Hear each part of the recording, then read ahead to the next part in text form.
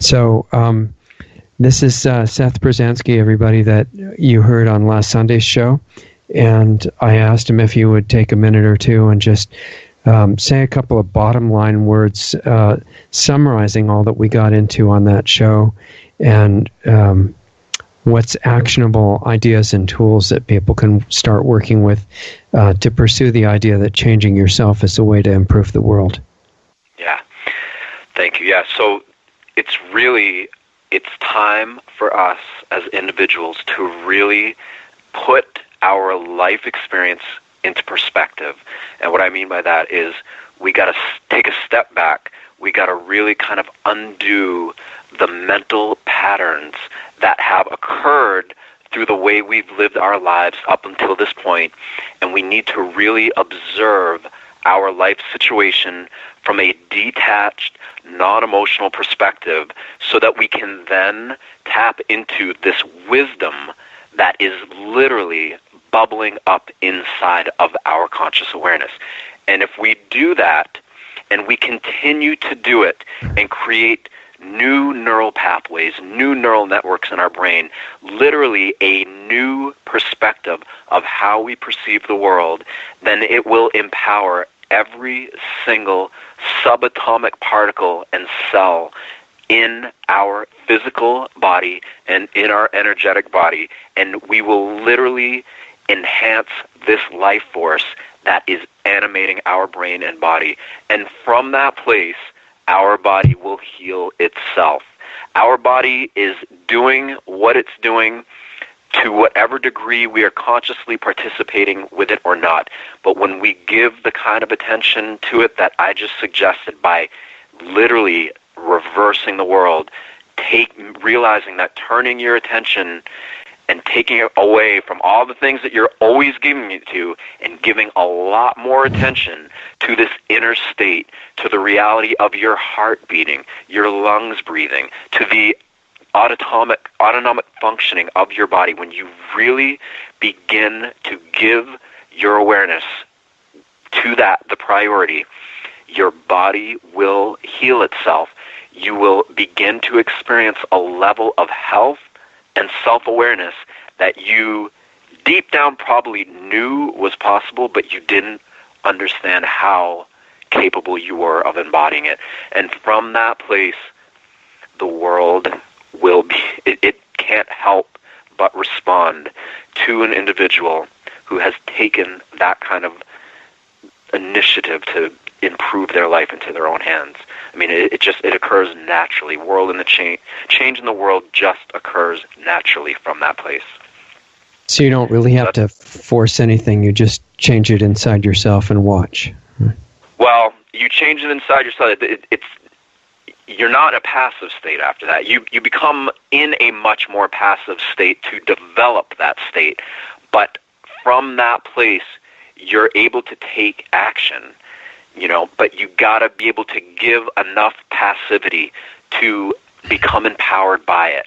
And once you're empowered by it, you don't question it anymore. There isn't, it becomes a tangible experience, this spark of divinity, whatever you want to call it, the miracle of life, this like miraculous animating principle that is animating our body. What the essence of what it actually is no longer mysterious or illusory. At a base level, it becomes something very tangible, almost like a fabric that you can touch and feel. And when you begin to have the direct experience of this energy as it's animating the cells in and around your being, you begin to understand the substance of it, the essence of it. Like I said, it becomes tangible, and then you can use your heart and your mind to guide its potential in your body and activate these dormant energy centers, you could call it. Just like when people go to an acupuncturist or an acupressurist, they'll put all these needles in on the outside of your body, or they'll touch certain points. These points are not only all over the outside of our body, they're all over the inside of our body, and they're also around our body that we don't even, they're around our energy body. And so the more you begin to activate all of this from within through the organs of your body. And like I said on that call, I make my organs my best friends, meaning we hang out every day, all the time. Every chance I get, I check in consciously. I use my awareness. I literally communicate with them. I feel them.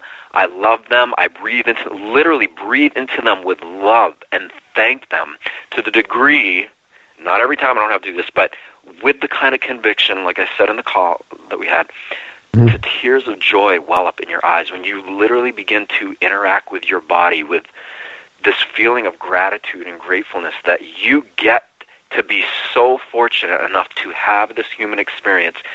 That doesn't go unnoticed. Your body notices it. Oh, yeah, I would think it would be super happy with that kind of attention.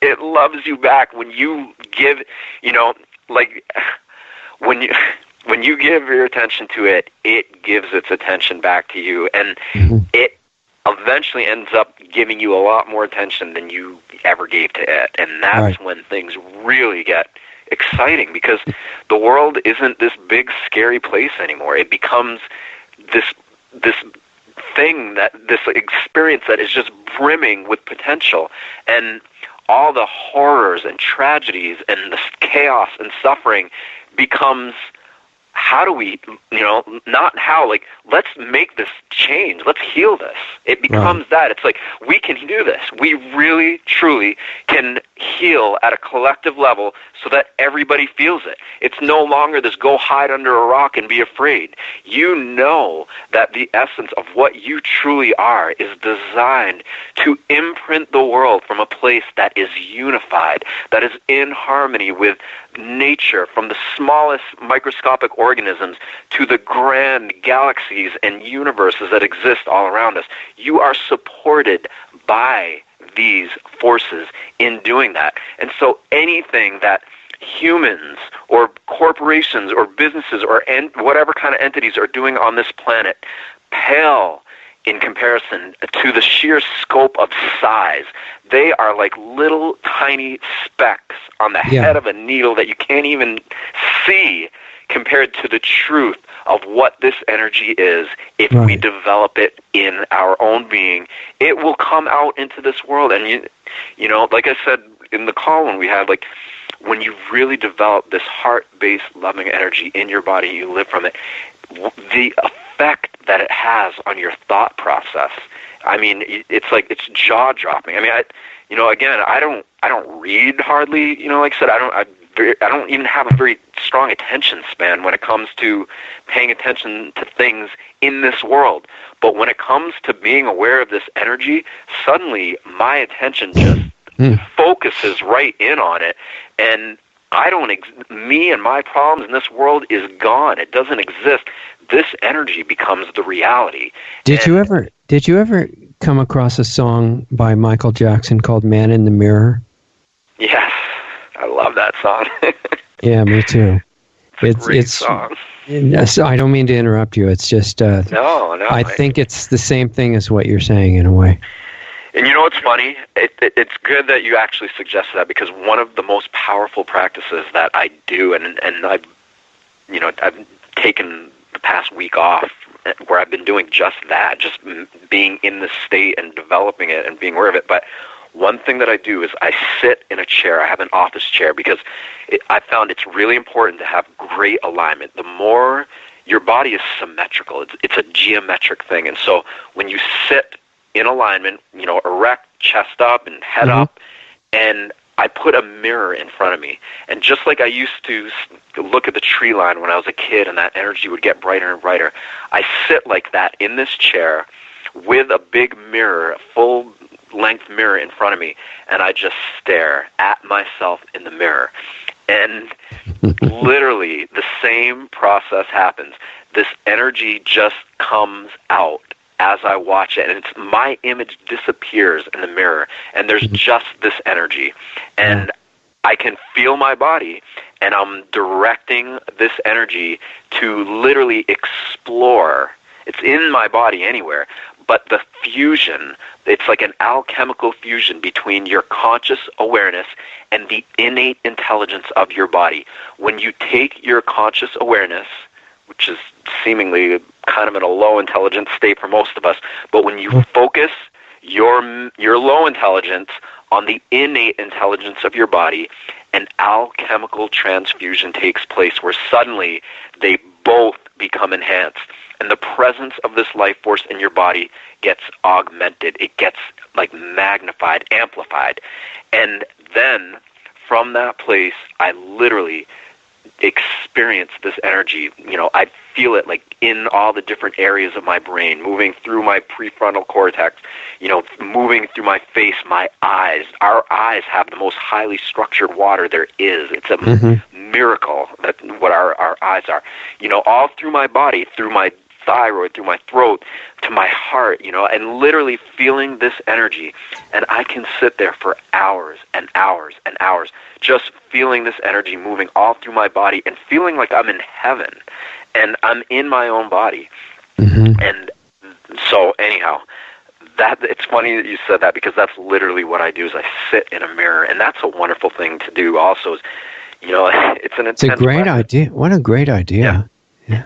But what's interesting too, like if you get up to a mirror and you walk up to a mirror and you stare into it really close, that's a difficult thing for most people to do. Like when you look yourself in the eyes, that is a very powerful practice, because I can say there's been times when I haven't focused on this energy to the degree that I knew that I could have and kind of should have. I don't want to should anything, but and and going through the experiences of this world and the traumas that they inflict upon you and the mental pathologies and the mental patterns and all the things that occur, the emotional dysregulation, and then I'll just stop and stare at myself in a mirror, and it's hard at first.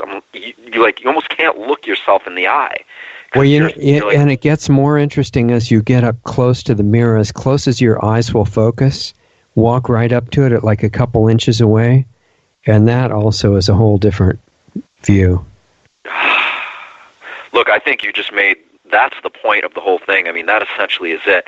You got to really be able to look into a mirror and look into yourself and really, really come to terms with what it is that you are reflecting back into your own perception and into this world.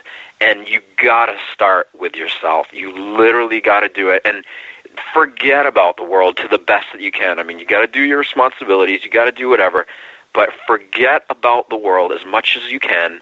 Make your awareness of this inner state the priority to the best that you can. Yeah. Forget about the creature comfort habits. Forget about watching TV. Forget about all the little things that we like to indulge in. Not that those things are bad or anything, but just realize this, that there is a programming, there is a conditioning taking place that is occurring within us naturally that is nutritive, it is guiding, and it is connected to all of life, no matter how great and small. And so when we reprogram ourselves, we have to go through a mental disinfectant reconditioning of the world by reconditioning our self-awareness to the innate intelligence that is already inherent in our body, combined with our focused awareness on it. Then we literally create ourselves into a version of what we always felt deep down that we were capable of. When we were kids, we had that awe and that wonder and that excitement of, wow, anything is possible. And you know what? It always has been, and it still is. And honestly, it still is now. It's probably more, that awe and wonder is more accessible and more readily available, and we're in a better place now to take steps towards mastery than we ever were as kids. But we got to really, really work for it. We got to reprioritize it. We got to focus on it. And it's true, it starts with looking at yourself and seeing what you're reflecting in the world and being honest about it. Yeah, pretty neat. Well, thank you. And I hope that you'll come back and visit us before too long, too. That'd be great. Yeah, anytime you want. Let me know. Okay.